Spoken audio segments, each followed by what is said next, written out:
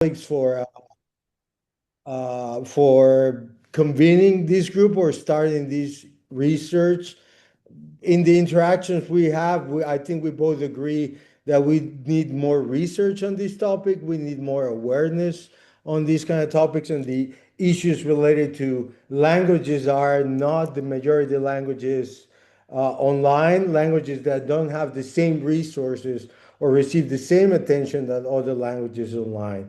So, since this is the first of your webinar series, I approach my presentation in a bit more general way. I want to give a general overview of the state of things, but also make one specific point, which is there are problems that we are just carrying over from social media or other ways in we have chosen to create our internet that we're going to see themselves manifest again with large language models, GPTs, etc., etc. And these problems are fundamentally problems of inequality, as I said, in distribution of resources, in attention, and they're going to compound in, if we don't fix them, in problems or harms for communities that are already disadvantaged to begin with. No, so that's why I think it's very important that we talk about these topics. So next slide. So we know that we have around more than 7,000 languages in the world today. I already see from the people that are present with us that we have a really high representation of at least two languages. I can tell from the the names of people, and of course here I just have a few examples of the many languages we have in the world. We live in a very diverse and rich world language, right? No, we know that in Ireland you have roughly 1.9 million speakers of the language.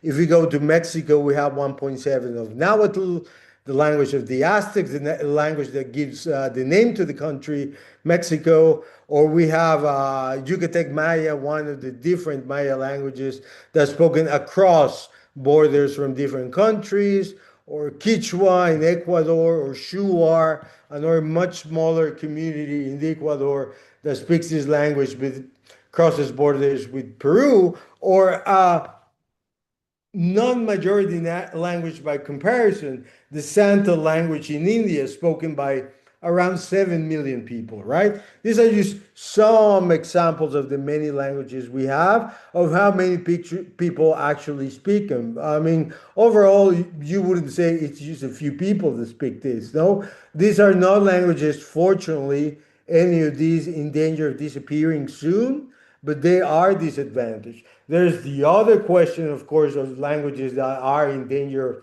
of disappearing for many circumstances, including lack of access to means of preservation. However, that's a discussion for maybe another presentation, not for what I'm covering today, because as I say, I want to be a little bit more general, right? However, out of the 7,000 plus living languages, we know that only around 100 that have what we would call meaningful representation in AI models. There's data used to train them in any meaningful way. Sometimes it's just anecdotal. However, even if there's that 100, only around 2% of languages are the ones that are shaping or AI models have significant presence there, and the rest, the other 98%, are absent. We also know that in the internet, 78% of online content is in about just 10 languages, with English being the majority of the content that's out there. No, we also know that our languages don't just represent a culture or a way of speaking or a dictionary.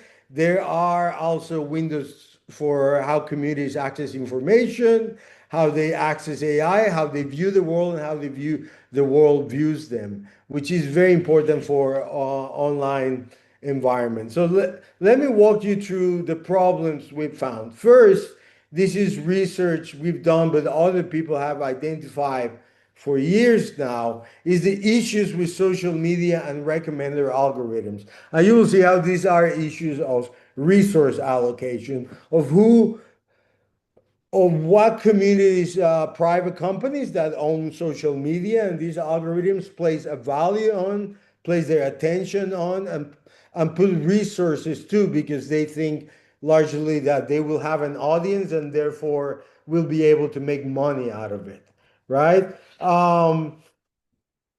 Content moderation. We know that on social media, content moderation it's important because it helps us fight disinformation and misinformation. It helps us fight hate speech, abuse, undesirable content, illegal content online. And we know these companies, social media companies, invest money in these moderators, but just look at the gap here. This is YouTube. It has more than 15,000 employed directly or directly English content moderators, English language, nine in Bulgarian, zero in Irish, according to a report we could find. No?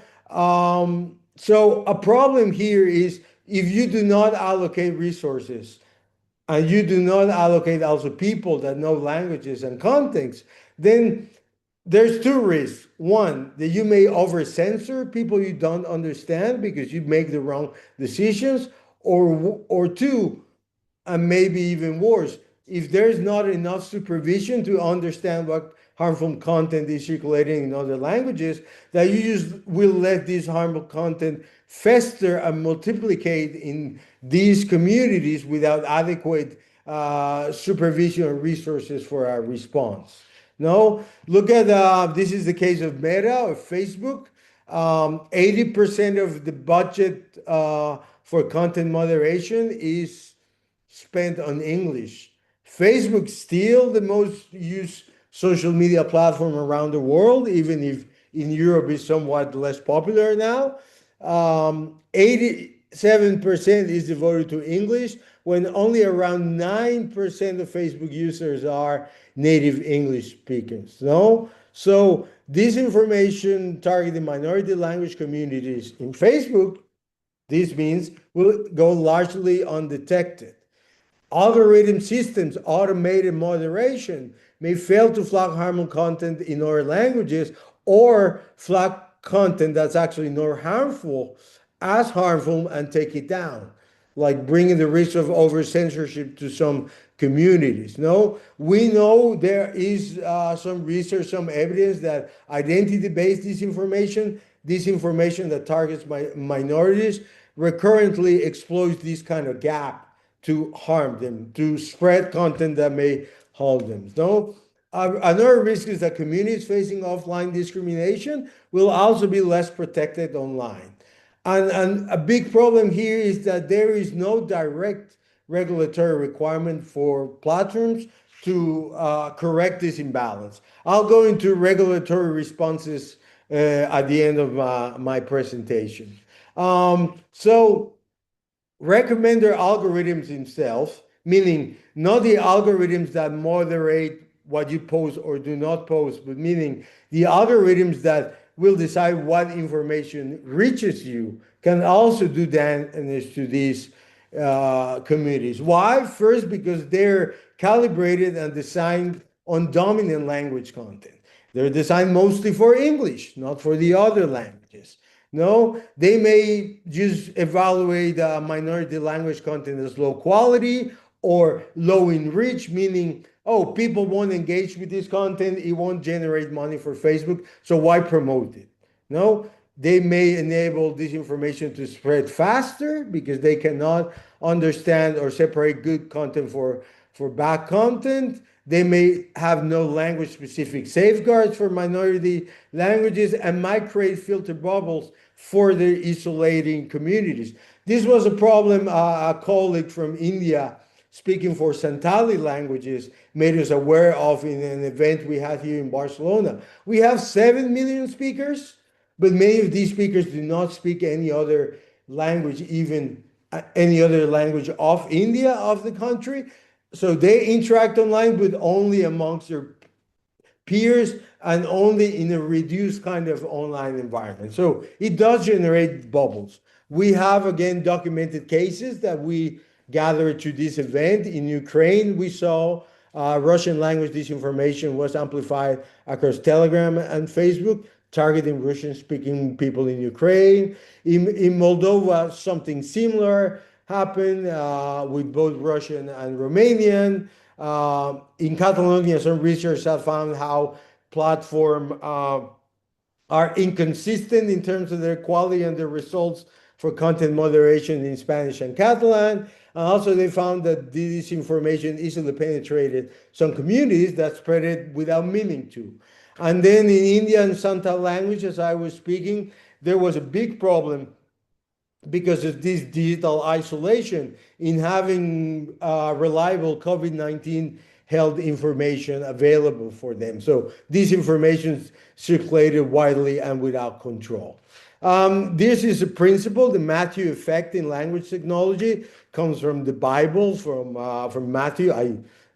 R.K. Merton said this is whoever has the most resources will be given more, and whoever does not have, they will just be taken from them. But it's taken to mean that when you produce media for languages, the market tends to just produce more content for the bigger ones and starts exponentially leaving behind the less resourced ones. So more data for dominant languages that have a lot of data to train their systems with leads to better models for them because they feed on more data, more investment for these communities because there's a perception that these will generate more wealth, and this just creates a widening and an ever widening gap for under-resourced languages.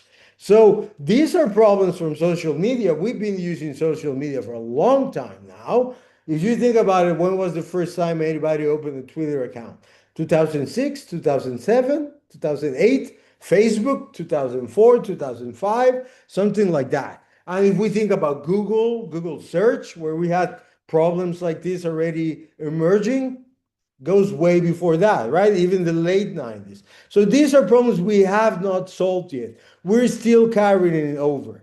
Now we're building a large language model on top of all this information that we've been able to generate on the internet, but it's still fundamentally broken for low-sourced language communities. And I think a problem here with our policymakers is everybody's running to legislate, regulate, and talk about AI, and they're starting to forget that we haven't solved the other problems we have with many platforms that we are still using, we're likely to continue to use, but we're just going to enhance this use by using large language models and other AI tools. So if the foundations are cracked, just building the skyscraper higher and higher and higher, one day it's just going to collapse on top of us. This is a problem. So let me explore now the problem of under-resourced languages and large language models. You will see also that when we speak about LLMs and ChatGPTs and Claude, etc., the term has shifted now not from minority or non-majority languages, but to under-resourced languages, meaning there is not enough data compared to other languages to adequately train the models. No? So you will see that this term is gaining popularity, and perhaps that is a good thing because there's space for contention if we should use the term minority, minoritized, non-majority, etc. We do know, and I am conscious I'm just using shorthand, but this term about not enough resource allocation or not enough existence of digital resources, I think captures the term nicely and perhaps is the term we ought to promote. So I did a literature review on what's out there and papers assessing large language model performance in under-resourced language as defined by these papers. And I found that around 61% of the studies said that LLMs are not effective for under-resourced languages. They are of poorer quality, deliver, worse results than, say, the ones trained in English or their English language version. No, there was a couple studies that showed how GPT-4, this is OpenAI, ChatGPT, or Claude 3.5 Sonnet, which is the Claude most people are using right now, had a marked performance dropped on low resource language stack. They also studies found that culture-specific names, places, concepts in these languages, there was the LLMs don't understand them as well, don't work with them as good as they should. They hallucinate more. No, there is not sufficient data to improve them, and also the evaluation benchmarks I created to assess performance in English, not in the other languages. And this is also a problem. The way we are evaluating these language models seems to also be insufficient. No, in terms of cybersecurity, of integrity of these systems, one study found that 79% of attacks into low resource languages bypass the safety filters that ChatGPT has built in, meaning filters against disinformation that we know they already don't work very well, against asking GPTs for harmful things such as instructions for self-harm or suicide or promoting toxic ideas. Well, safeguards for people not getting access to this kind of content don't work very well in other languages. No? So safety training, this paper found, is overwhelmingly English-centric, and the other languages, just like we saw with social media, receive very little attention. Again, over 50% of studies found that the LLMs are not effective at detecting or preventing disinformation in low resource languages. This is very pertinent to what Iker and his team are studying. And of course, we know that personalized disinformation with LLMs just will become way easier to generate, right? Because I can create it rapidly at a scale and in very convenient, convincing formats.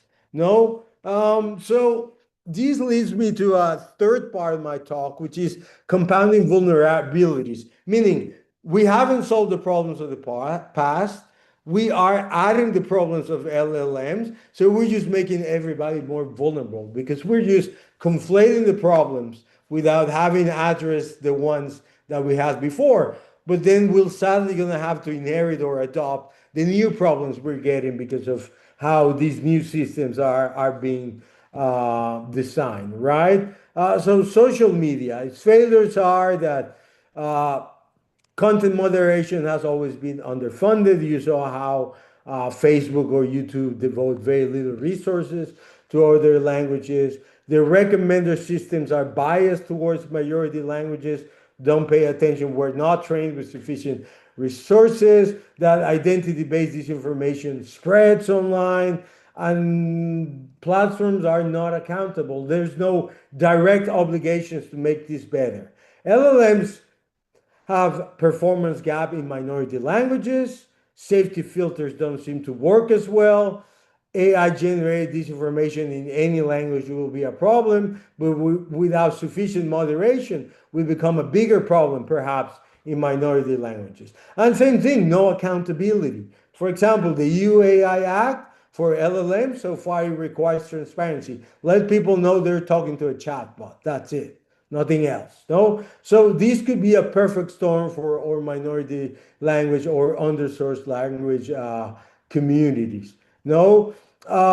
There are also very clear sociocultural and ethical dimensions. To me, this is about the most important part of this, the crux of this. No? Because this is a more, this speaks to the structural inequalities of our society that just gets translated into structural digital inequalities and exponentially grow because the internet, digital technologies, current AI technologies, the ones that are popular, are meant for exponential growth, at least according to the companies that own them. No? So we have knowledge systems that are structured to use discount certain communities' way of knowing, of expressing themselves or speaking. just because they may not make enough money for these companies. This is a problem, big problem. Now, this leads to injustice. AI systems trained on dominant language data will systematically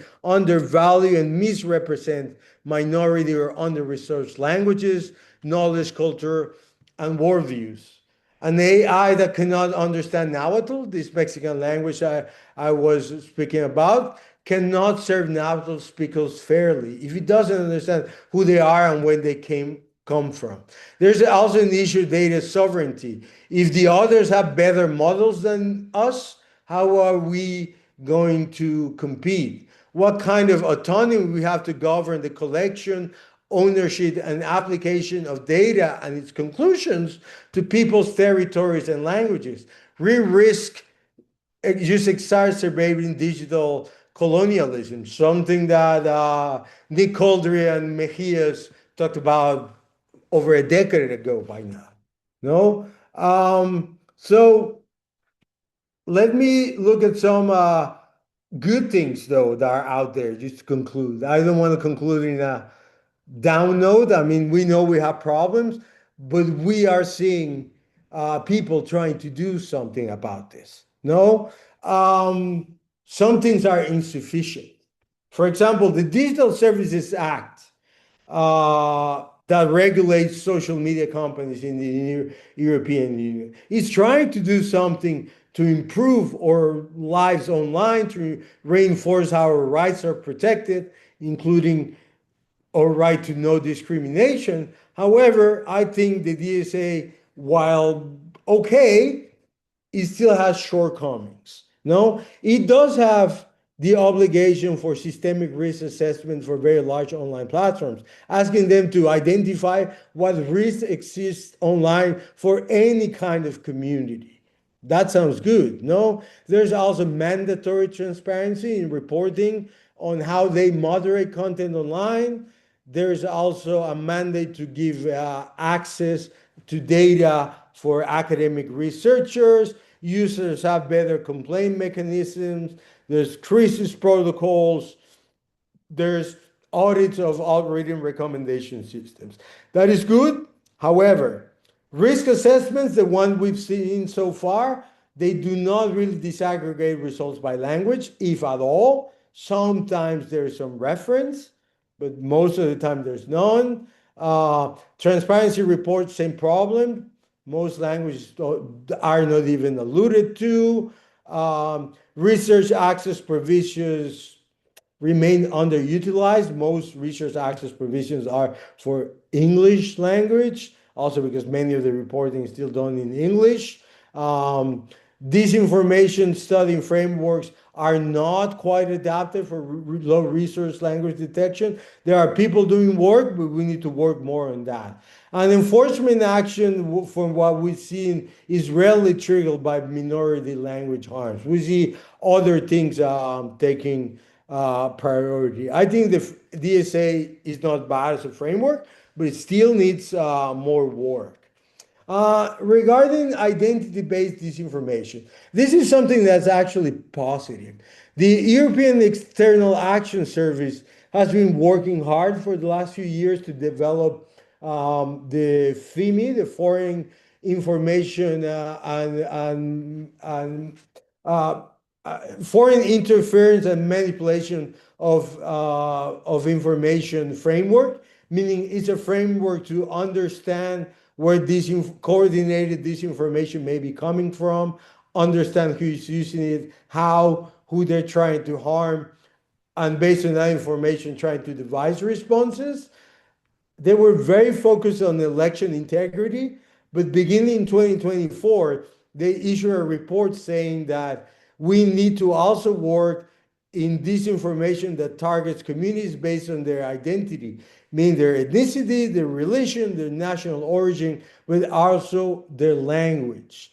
People that use disinformation as a weapon to marginalize and erase people that may speak a certain language, or that's often tied to their ethnicity, of course. So, and FIMI for the first time, or European Action Service for the first time, say Watch out for minority language targeting. Watch out for cultural and historical manipulation. Watch out for amplification across other platforms, and watch out for AI enabled scaling. I spoke to people in the European External Action Service when we're developing this, and they did say that in the beginning they weren't particularly focused on language. They were focused on language as a characteristic of the group, but they did say it is a good idea that academia and civil society take any of the individual characteristics of the group that they may think are vulnerable and work on strengthening responses based on these characteristics. And I think right now, especially if we talk about generative AI, it is very, very clear that language is a very, very powerful and central vehicle. And we need to work or to make this put this at the forefront of this, of how these communities express themselves, but also what kind of information and of what quality can reach these communities. So I think that's particularly important. This is something like, for example, I'm helping with working on in terms of artificial intelligence, for example. Together with our colleagues, we are working with the government of Ecuador to develop AI use guidelines for courts, for the judiciary, like how the courts, but also public defenders and really anybody that works in the court system may use AI. And something that we decided for the get-go with the government of Ecuador is we're going to introduce a moratorium that essentially prohibits the use of any kind of AI for a court case that involves a speaker of Quechua or Shuar to the national languages of Ecuador. Why? Because we are not sure there's a large language model good enough to work without the guarantee of not making like terrible mistakes at every single turn. This is not a prohibition forever. This is just a moratorium, meaning market, government, whomever, whenever you can work and devise a LLM that works as good as the Spanish one, we may introduce it, but it needs to be certified. So we introduced that because we are afraid that any models right now would only harm these groups, would only lead to poor outcomes from them for them as compared with Spanish, which is way also not be as good as English to begin with. No, there's also another principle we are trying to introduce. We're in the final stages of approving this and it being applied throughout the judiciary in Ecuador. One is the technological equality of tools, meaning everybody should have access to good tools that work the same for everybody. And also layered transparency, meaning that we are requiring people to disclose their training models and their training data limitations. For example, we have nothing in Quechua. We know, okay, so we can use your model. But also courts need to disclose when and how AI tools inform their decisions. For example, in this case, they will have to ensure we are not using AI models here because we have somebody that's a Quechua or a Shuar speaker involved in the court case. No, and things we can do just to conclude, paths forwards. I think keys here are participatory design, for once including the people that speak these languages in what we do would be great because we don't really do it. Reinforce data sovereignty, meaning communities need to have a say, control over their own data, how it's used, and what outcomes it delivers, what wealth, if any wealth is generated, it delivers. Fine-tuning of the models, and also fine-tuning of policy. No, so I think here's something I think we need. So first, co-design from the start. Members of these communities of under-resourced languages define the use cases, when and where and how AI is going to be used, for example, the training data criteria, the evaluation metrics. No longer use the English benchmark translated into another language, and we consult you after the fact to correct. No, why don't we start at the very beginning? It's a tall order, I know, but we have to say it at least. No, care frameworks for data sovereignty, collective benefit, authority control, responsibility, and ethics to govern all kinds of data collection, not just whatever may generate profit, which is what our social media and AI companies, they are materially the same companies, the same investors have approached these kind of things. We should introduce community review boards, have these companies work with members of the community to review, to understand, to detect issues and propose solutions. We need feedback loops that report errors constantly in these languages and binding obligations to respond to these errors when they're detected. We also need to work on avoiding extractive practices. We should, this is also true for researchers, we should not only mine data without consent, we should share benefits, we should make people aware of the benefits of whatever we do, and we must introduce very clear governance. And also, I think we need to have epistemic humility. We need to understand that also AI is not going to solve everything, know everything, or going to be a, magic. It's just one more technology. The term AI has been with us for 70 years at least. Generative AI has become massively popular and made the term popular, but it's not going to solve our problems. And we have to understand they may just not never work as well in some contexts. And we need to say it publicly. We need to be transparent about this and careful when we use it, of course. There are some technical pathways that I found. I am just listing them here. Like I've seen other seminars that are scheduled, and some seem to be more technical about the solutions they propose. I think they seem interesting. There are some schemes that allow improving LLMs that were initially trained in a majority language. So some of those learnings get transferred to minority language models, so the model doesn't have to learn from scratch. This does reinforce the quality of the model, it seems. There's also cross-lingual transfer learning, meaning that some of the conclusions the models arrive to can be translated and delivered to other languages. So again, the models doesn't have to start from scratch. I think open source models are key for these. Work done on Hugging Face right now, where people share.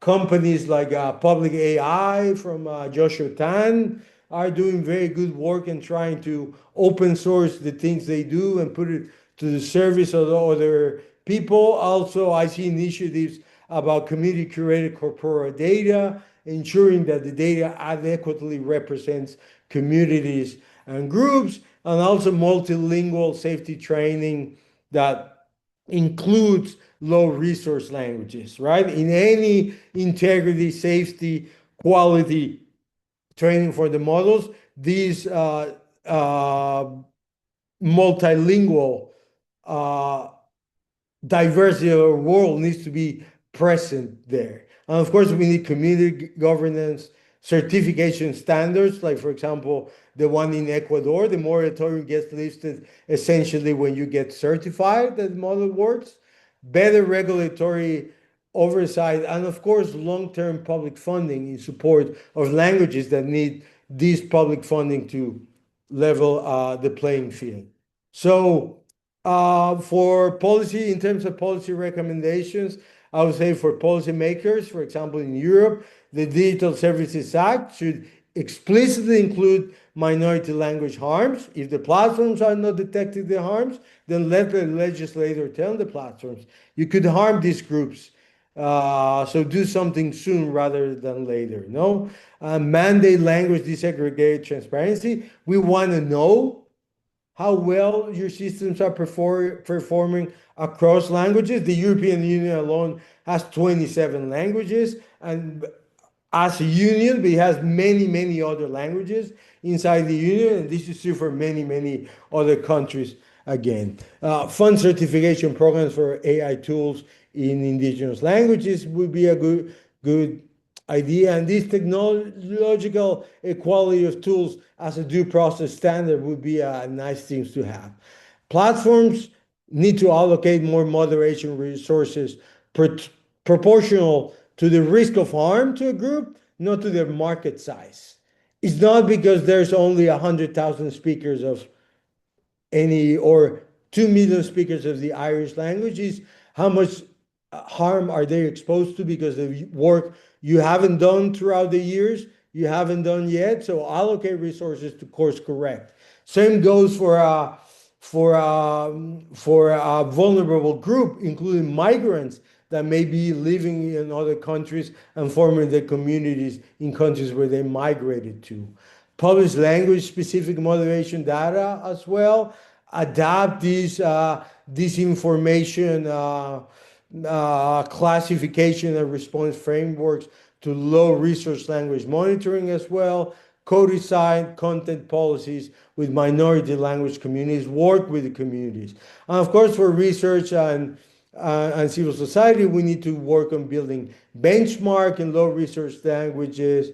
We need to establish community governed data trust for minority language AI. We should document and publish whenever LLM do not work in under-resourced languages. We need to make people aware what's not working, why is it not working. And then, of course, we need to advocate for language rights online as a digital right, just as freedom of expression we advocate for as a digital right. With that, I'm just going to leave it here. I think no language left behind to make it into a statement, not a question. We need to address this not as a technical problem. We have to address this as a question of justice, a question of fairness, of inclusiveness and equality, and non-discrimination.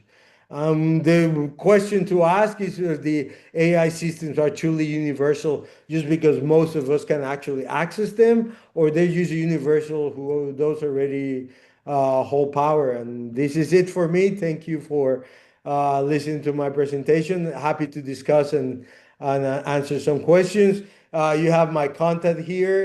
You can also find me on LinkedIn. If you scan this QR code, happy to engage beyond this talk. So thank you, Iker, and thank you very much to everybody. Right, thank you, Rodrigo. Thank you. Right, I'm going to stop the recording.